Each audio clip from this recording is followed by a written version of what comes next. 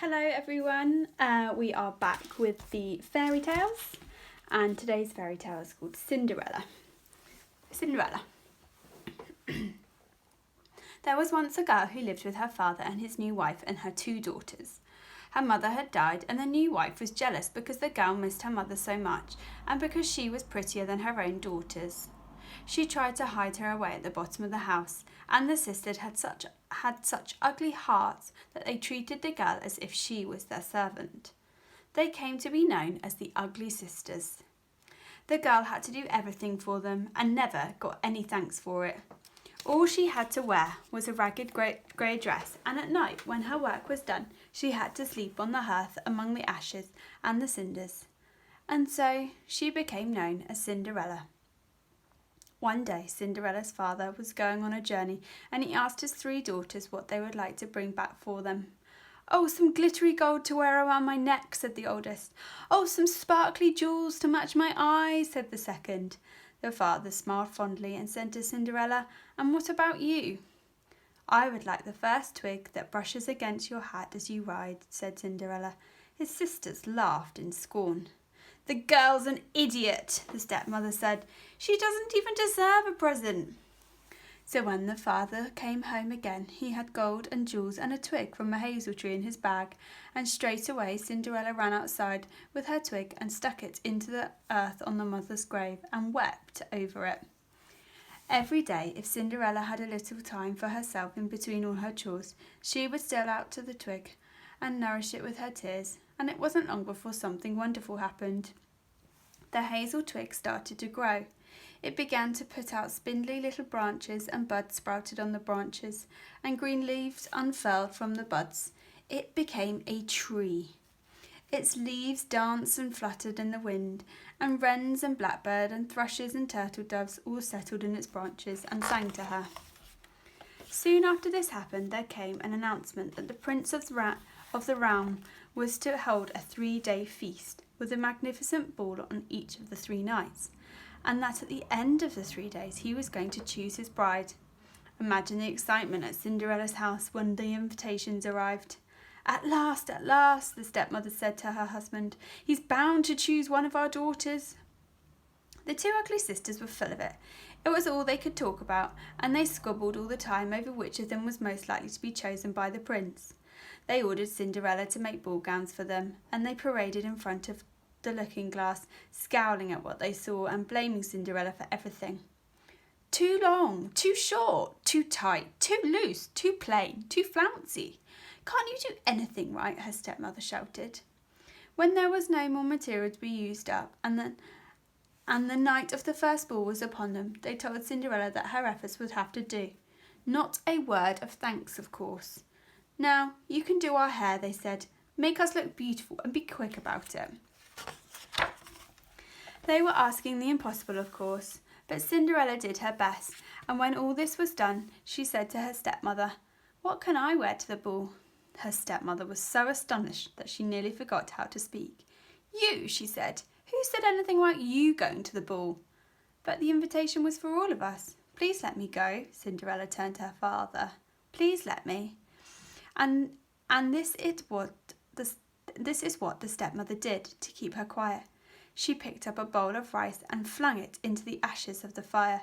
"Pick out all those grains of rice," she told her, "and then you may go to the ball." She went upstairs with her 2 daughters, and they put on their ball gowns.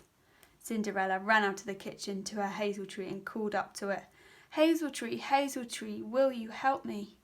Instantly there was a chirping and cooing,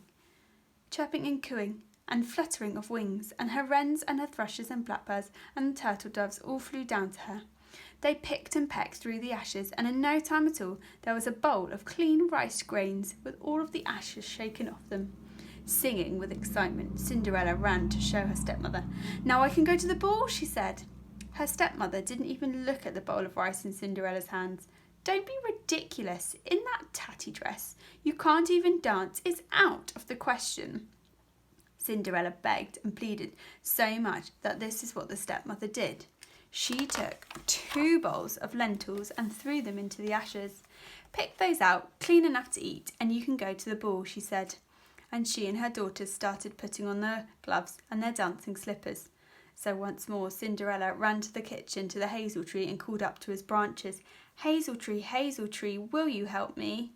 Instantly there was a chirping and fluttering of wings, and her wrens and her thrushes and blackbirds and her turtle doves picked and pecked through the ashes to find all the lentils and shook them till they were clean enough to eat. Full of joy, Cinderella ran out of the kitchen with her bowls. Her stepmother and sisters were just about to step into the carriage.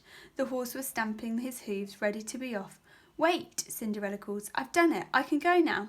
But her mother and her sisters laughed and didn't even look at the bowl of lentils. "Look at you, you bundle of rags. How can you possibly go to the ball?" Cinderella clung onto her father's hand. "Please let me go." But her stepmother took up the reins and the carriage swept away. Cinderella was left alone in the house, sad and sighing. She went out to her hazel tree and sat underneath it. Hazel tree, if only you could help me." She heard a fluttering as if all the leaves were unfurling at once, and the birds of the tree flew down carrying a silver dress and slippers that glittered like stars. Cinderella put them on and ran to the ball. The palace was glowing and coloured streamers and candlelight. Beautiful ladies swayed and danced in their gorgeous butterfly gowns. Nobody recognised Cinderella when she came in, but everyone gazed at her because she was the most beautiful person there. The prince came to her straight away and asked her to dance with him, and never left her side all evening. When she saw her father leave, she said she must go. "Let me take you home then," the prince begged her, but she slipped away from him, not wanting him to know who she was. He followed after her, anxious not to lose sight of her, and she ran into the house where her father kept his doves and closed the door behind her. Then she ran through another door and out to her tree and put her silver dress and slippers there for the birds to hide. The prince called her father out and begged him to open up the dove house for him. But by this time Cinderella was lying in the hearth in her dirty green dress, and no one knew what had happened to her. There was another ball the next night, but this time Cinderella said nothing to her stepmother. She helped her sisters to get dressed, and then, when they had all gone to the ball, she went out to her hazel tree. Hazel tree, will you help me?" There was a rustling of leaves, and the birds of the tree flew down to her, and this time her dress and slippers shimmered like the moon. Cinderella put them on and ran to the ball, and again no one recognised her for who she was, and again the prince danced with her all night. When she left to go home, she knew that he was following her, and when she was near her father's house, she ran into the garden and hid in a pear tree. "Come down," the prince called to her in despair. He went to her father and told him that the beautiful princess who was at the ball had hidden in the tree. The father was puzzled to think that twice the princess would hide in the grounds of his own house. He chopped down the tree, but there was nobody there, because Cinderella had taken the shimmering dress and slippers back to the hazel tree, and was lying among the ashes of the hearth in her old grey rags. On the night of the third ball, she went out again to the hazel tree. Hazel tree, will you help me?" And the birds fluttered down to her with a dress and slippers that were as golden as the sun itself, and Cinderella had never looked more beautiful. The prince danced with her all night, and this time he told himself he would not lose her. When midnight struck and she saw that her father had left, she tried to slip away. The prince ran after her instantly, calling for her to wait for him, and in her great haste she dropped one of her golden slippers. He picked it up and held it next to his heart. "Whoever this fits, I shall marry," he said. Next day he visited all the daughters of the houses to have them try on the golden slipper, but it was so small and delicate that it fitted nobody. When he arrived at Cinderella's house, the two ugly sisters were rubbing perfumed oils between their toes to make them smell nice. "You have such lovely feet," their mother told them. "He's bound to marry one of you." They scowled at each other, but when the prince came in, they were full of smiles and dimples. The oldest one tried the slipper first, but tug and push as she might, she couldn't get her foot into it. "It's my big toe," she moaned to her mother. "It won't go in." "Chop it off then," her mother hissed, and handed her a knife. "You won't need it when you're married to the prince." So she did, and the slipper fitted. But as she was riding back to the palace with the prince, they passed Cinderella's hazel tree, and all the birds set up a frenzied chanting to the prince to look at her slipper. The prince stopped the carriage and looked, and sure enough, the slipper was full of blood. He took the girl back to her mother and asked to see her sister. She did her very best to get the slipper to fit, but there didn't seem to be any chance of that.